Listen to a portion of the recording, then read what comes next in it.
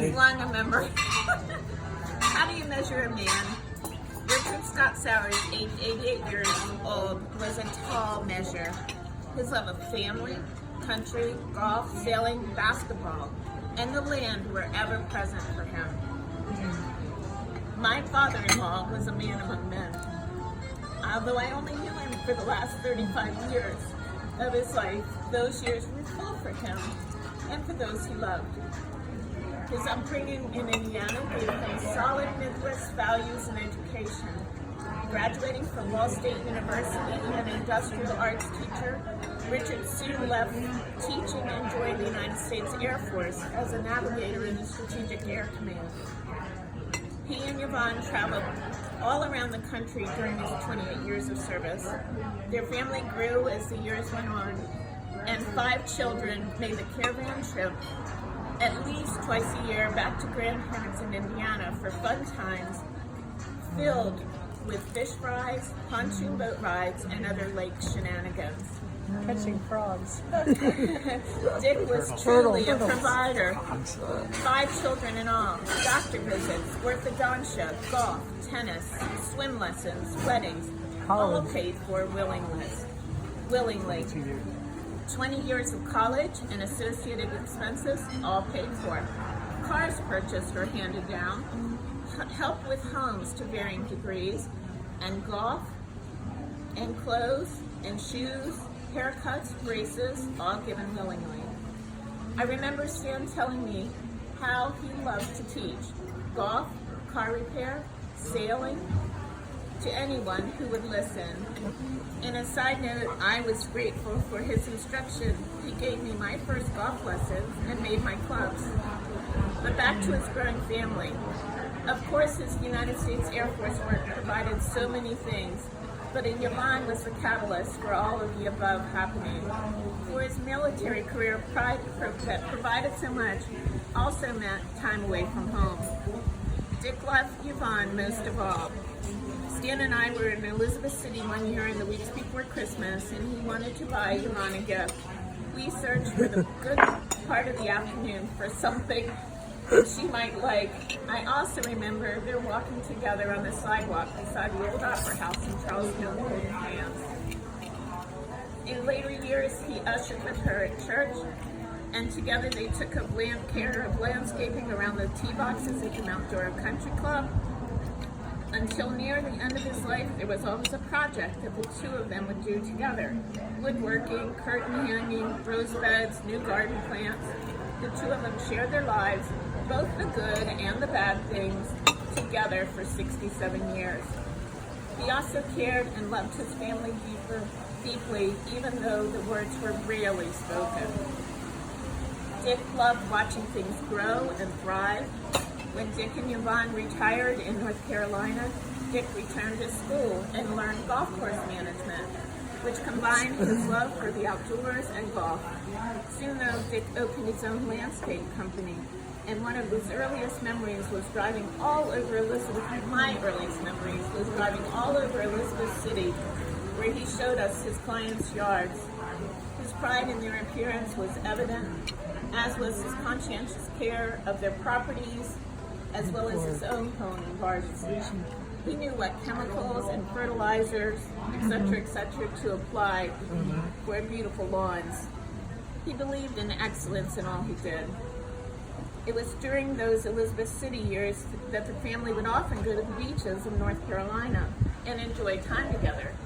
My favorite memories of Dick during those times were several. First, he loved to watch his grandchildren in the surf, and he watched them very carefully. I remember, too, how he hated being disturbed during the evening news. Yeah, maybe you kids don't remember it, but we do. Yes. But he liked in the evenings when we'd go to the fun center, and he'd watch you guys on the various rides they had there. For me, walking the beach in the evening with him and looking at the stars was so special. He could identify so many different stars and constellations. I was always, though, the first one he mentioned was the Navigator's Triangle, the one he used during his years in the United States Air Force to plot a course for his aircraft on its mission. In my mind's eye, I can envision his place in the cockpit as he triangulated their course through the night skies on many a practice mission. No GPS or computer or other advanced navigation aid. Merely a sextant and a slide rule. Thank goodness there was only 1 year of actual missions in the skies over Vietnam. On those clear, dark nights, I see Altair, Deneb, and Vega during the summer months, and I think of Dick. In the winter skies, it's Orion that brings him to mind. He pointed out its belt, its sword, and Orion himself, as well as Cassiopeia and many other constellations. I used to know the one that's on the front of the Subaru because he showed me that one, and I can't remember that one's name. It was after his tour in Vietnam that Dick suffered a back injury and had surgery. Recovery and therapy to keep his back in shape was an ever-present part of his life. He was a big believer in exercise and stretching each day. There too were new routines to try. I remember so many mornings before he headed out to the golf course, his stretches on the living room floor. His other physical problems began much later, and I never really heard him complain. He stoically accepted what had happened to him during his surgery and soldiered on. Those medical issues never prevented him from his love of golf until the last year of his life. I remember his bragging to Stan on the phone that he shot his age more than once in those years at the Outdoor Country Club. His study to improve his game was constant, tweaking clubs and his swing and lessons until near the end of his life. His desire for excellence still apparent. There's a wall of plaques in their waterfront house with honors from the Air Force, sailing, and golf awards that served as a reminder each time I entered his office. Dick also dabbled in the stock market. Many of his stocks involved items that Yvonne would buy. I remember vividly a conversation about the Crocs she would buy all the children's and brands. Those purchases became the inspiration for a stock purchase that paid off handsomely. He knew how to look for trends in the market, and his knowledge paid off.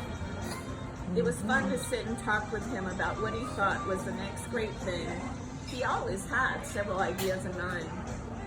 The move to Waterman's was a good one for both Dick and Yvonne. He connected with many of his golfing friends, participated in the men's group and the veterans group. He sang in their choir. His voice was clear and shrill. They developed a new set of friends on their street and enjoyed looking out for one another. When that final health issue overtook his life, there was still his fight for improvement and drive to return home. COVID, of course, made all that move more difficult. We were thankful that Terry and Andy and Jana and Stephen were close by to help. Yes. Yvonne and Dick in his remaining time on Earth. He was loved by all of us, and he will be deeply missed. There's a shared passage in the Hebrew Tanakh in the third book of Kohelet and the Old Testament's third chapter of Ecclesiastes that brings to mind much of his life. There is a time for everything and a season for every activity under the heavens. A time to be born, a time to die. A time to plant and a time to uproot. A time to kill and a time to heal. A time to tear down and a time to build. A time to weep and a time to laugh. A time to mourn and a time to dance. A time to scatter stones and a time to refrain. A time to gather them. A time to embrace, a time to refrain from embracing. A time to search and a time to give up. A time to keep and a time to throw away. A time to tear and a time to mend. A time to be silent and a time to speak. A time to love and a time to hate. A time for war and a time for peace. Richard Scott Sowers lived on this earth for 88 years. His time here has come to an end. He has returned to his heavenly home. But we loved him and will remember him for all the contributions to our lives. His measure was a full one. And for that we thank him. Beautiful. Thank you, Susan. That was beautiful.